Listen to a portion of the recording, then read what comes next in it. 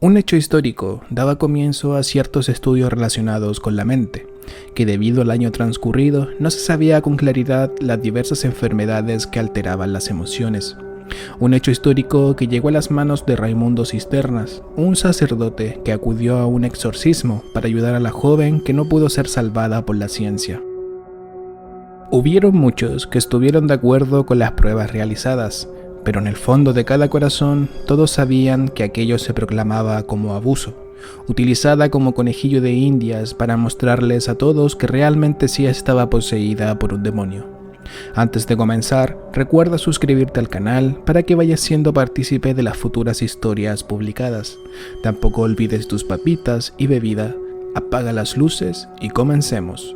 Esto es Paranormales. Si sufres de bobifobia, no escuches este podcast.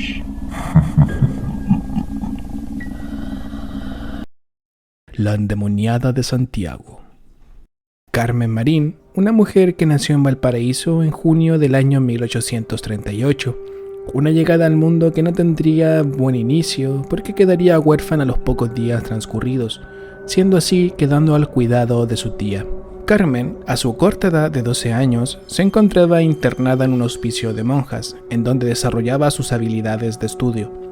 También, algo que la caracterizaba a ella es que le gustaba rezar. Se sentía bastante bien y cómoda en conjunto con sus compañeros. Pero todo tomó un giro inesperado, cuando una noche, al momento de citar su oración al Señor, Carmen comenzó a sentirse mal. De un momento a otro, sintió un miedo en el que poco a poco se abriría a una desesperación, llegando a un punto fuerte en el que solo miraba hacia los lados, provocando preocupación en las hermanas y en los otros niños. Se escuchaban ruidos extraños, los perros ladraban con alboroto, los jóvenes comenzaron a asustarse al punto de casi llorar. Carmen estaba igual, no entendía qué pasaba y se aferró a una de las hermanas hasta que todo terminó. Horas más tarde, exactamente a medianoche, Carmen tuvo una extraña pesadilla en la que parecía pelear con un demonio. Fue allí donde la joven pequeña despertó gritando y se levantó para atacar a sus compañeros de habitación, golpeándolos y también insultándolos. No pasó más de un minuto para que las hermanas del hospicio llegaran a la habitación, sorprendidas por la mirada perdida de Carmen. La separaron y trataron de calmar para que los demás niños no siguieran sufriendo daños físicos. Carmen, entre forcejeo que tenía con las monjas, logró despertar de ese trance, quedando totalmente confundida por lo ocurrido, donde terminó llorando en los brazos de las hermanas. Al día siguiente, las monjas llamarían a un doctor para que pudiesen ver qué pasaba con la pequeña y el porqué de su reacción y su ataque de ira que sufrió la noche anterior. Tras el primer día se hizo una especie de diagnóstico, pero el doctor no encontró nada raro. Posterior a eso, comenzaron a darse cuenta de que la joven Carmen se mostraba enferma con un aspecto poco común. Entonces, día tras día, Carmen comenzó a deteriorarse, mostrándose sumamente frágil, por lo que el doctor estuvo tratando de ayudarla por unos largos 2 meses sin tener éxito. Sin embargo, Carmen no podía quedarse en el internado por el riesgo que corrían sus compañeros, así que se tomó la decisión de que Carmen volvería al cuidado de su tía, quien la adoptó al nacer. Después de pasar por varios médicos quienes intentaban ayudarla, hubo un momento de desespero en el que se consultó a brujos qué era lo que podía ser aquello que hacía cambiar de temperamento a Carmen, pero ninguno de ellos lograba llegar a una conclusión exacta de sus ataques de ira, que por cierto, esos ataques se daban de vez en cuando durante el día. En cierto modo, no se sabía el porqué de la enfermedad que padecía, y lo peor es que cada día iba empeorando su salud, cosa que preocupaba mucho a las monjas y a quienes eran cercanos a ella. Sin embargo, la supuesta enfermedad desconocida seguía haciendo su trabajo, así que su tía, cansada de no entender qué pasaba realmente, decidió dejar internada nuevamente a la joven, pero esta vez en el hospital de Valparaíso. Los registros dicen que Carmen estuvo internada durante 1 año completo, en el que incluso se dio a conocer que la joven en ese periodo había intentado quitarse la vida. Luego sería trasladada al hospital de San Borja, Santiago. Fueron unos 14 largos meses siendo tratada por distintos médicos que nuevamente no llegaban a una solución y a los ataques que tenía en ciertos momentos.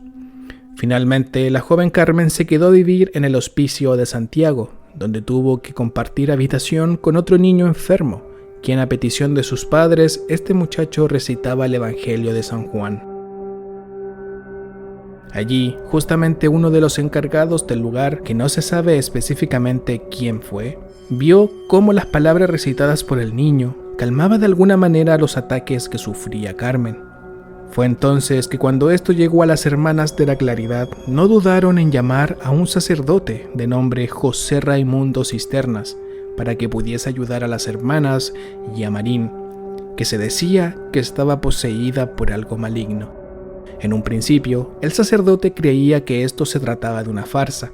Incluso envió una carta al arzobispo indicando que solo se trataba de una exageración, una imaginación exaltada o incluso alguna enfermedad seria que atribuía a sus síntomas. Con eso, Cisternas cambiaría de opinión cuando vio con sus propios ojos los ataques que exponía la joven.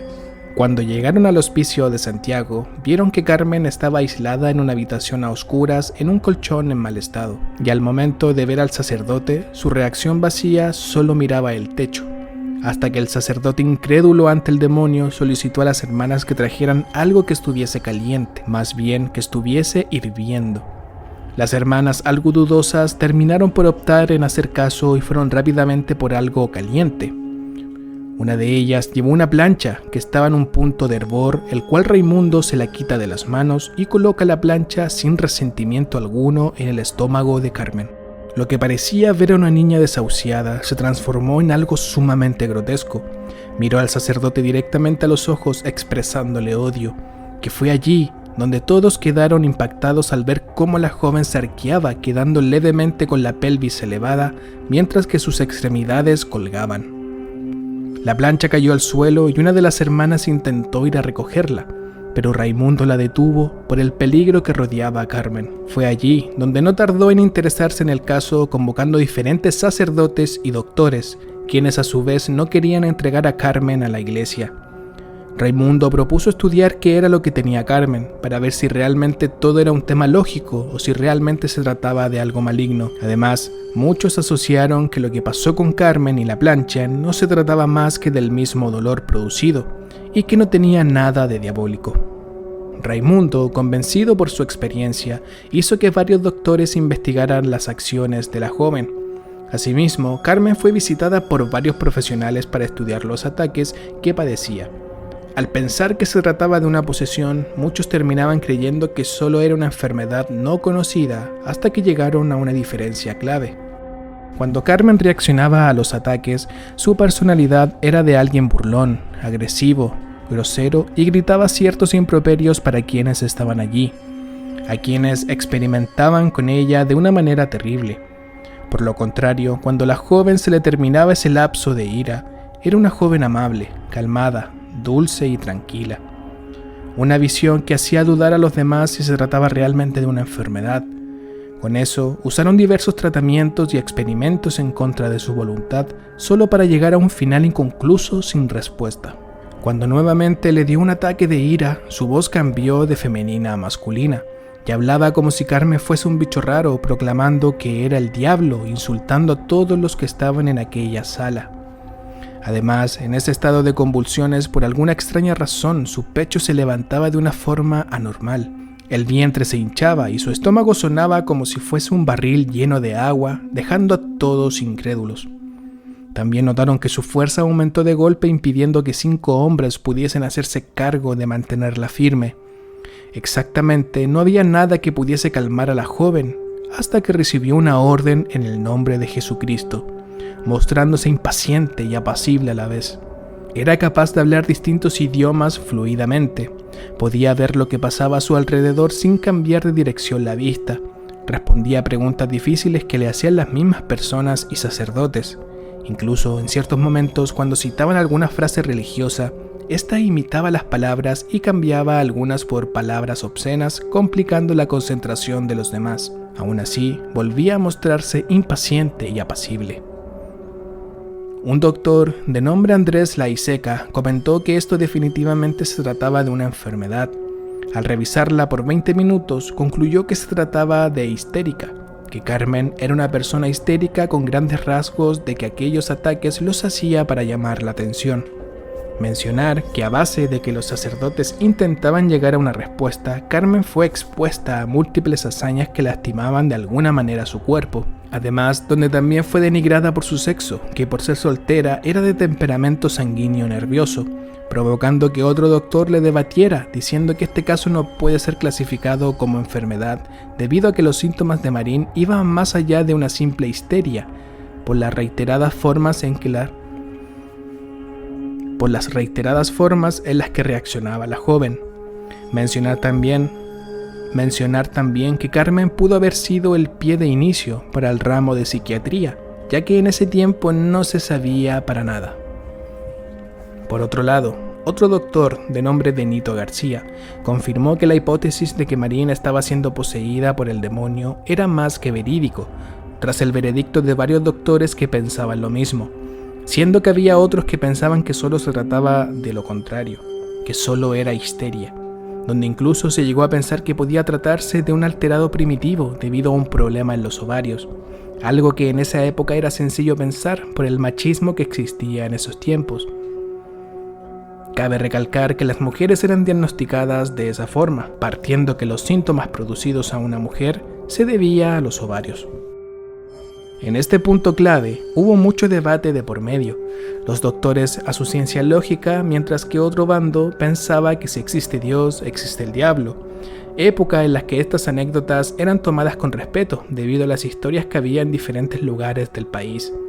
Debido a la visión que tuvo el sacerdote, se decidió que Carmen debería ser exorcizada, en privado. Pero antes de eso, tuvo que someterse a algunas pruebas que no eran muy agradables a simple vista. Para comenzar, fue amarrada a una silla para que cuando le diese uno de sus ataques no se moviera del lugar. Fue bruscamente manguereada con agua helada en varias ocasiones para ratificar que el demonio se mostrara. En otra ocasión, Carmen fue sometida por doctores quienes clavaron alfileres en distintas partes de su cuerpo. Fue sometida a fierros calientes que dejaban por algunos segundos en alguna parte del cuerpo de Marín. Y es que para ser más detallista, el hospicio donde vivía Carmen era un lugar horrible, donde también vivían vagabundos. En cierto modo, para llegar a una respuesta lógica o maligna, se tuvo que abusar de Carmen, cosa que también se permitía y nadie opinaba al respecto. Raimundo finalmente se preparó. Antes de ir al lugar de los hechos, fue a rezar. Allí se quedó bastante tiempo pidiendo ayuda a la imagen sagrada por la cual haría este trabajo. Ya en el acto, ambos estaban frente a frente. La joven Marín, quien ya tenía en ese entonces aproximadamente 20 años, estaba con la mirada agacha. Se creía que estaba entredormida, pero Raimundo no dudó en comenzar en ejecutar su labor. Con cruz en mano, citó la oración en latín, provocando que Carmen se sacudiera en su aposento, gritando eufóricamente con la mirada perdida. El público presente miraba con terror lo ocurrido, aunque eso también se considera un acto peligroso por una posible casualidad de que el ser del otro mundo tomase riendas en otro cuerpo. Pero eso no impedía lo impresionante que era ver a Raimundo luchando codo a codo con el demonio. Carmen cae a piso y ferozmente comienza a morderse, a darse golpes en la cabeza con el mismo suelo. Gritaba como nunca, su voz cambiaba de femenina a masculina, pero Raimundo seguía firme, aumentando más y más el volumen de su voz citando el Evangelio de San Juan, hasta que Carmen comenzó a vomitar entre medio de una convulsión, quedando ausente, con la mirada perdida y la boca sumamente abierta cubierta de sangre. Finalmente, el demonio se había ido. Poco a poco el rostro de la joven llegaba a la normalidad, hasta que despertó con ojos serenos, preguntando qué había pasado. Carmen no recordaba nada de lo sucedido. Y así fue. Finalmente Carmen Marín fue exorcizada, eliminando completamente aquello que decía ser el diablo. Todos esos ataques de ira desaparecieron y su estado vital comenzó a mejorar gracias al trabajo realizado por los sacerdotes. También ellos mismos dieron a conocer una especie de conversación que tuvieron con el demonio, mientras realizaban el exorcismo, en el que esta entidad refutó que volvería en 1 año y medio después de una manera que los pillaría de sorpresa, dejando una interrogante que sería difícil de comprender.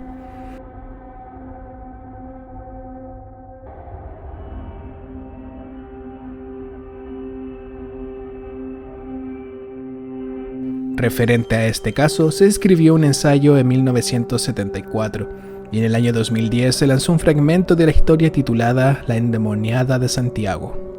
Casos similares existen varios, pero el relato que acabo de leer es denominado el primer exorcismo en Chile, tan solo porque fue documentado. Pudieron haber muchos otros casos que quedaron perdidos entre el avance del tiempo. Por lo mismo, como eso ocurrió hace muchos años, las evidencias no son las más ideales. De hecho, este caso salió gracias a unas cartas e informes que escribieron las mismas personas que intentaron ayudar a Carmen referente a su posesión, incluyendo a Raimundo, en donde en aquellos papeles se seguía debatiendo si era una enfermedad psiquiatra o si fue una posesión demoníaca. También es que gracias a esos escritos se pudo crear el ensayo antes mencionado y que hasta la fecha es un caso muy poco comentado, pero bastante interesante. Espero te haya gustado la primera parte de este relato de exorcismo. No olvides suscribirte para que este video llegue a más interesados por estos temas. Recuerda dejar tu like y también pásate por mi Instagram para que te vayas enterando de cuándo serán publicados los siguientes capítulos. De antemano te envío un fuerte abrazo y nos vemos dentro de poco con la parte 2. Esto fue Paranormales, el caso de Carmen Marinte.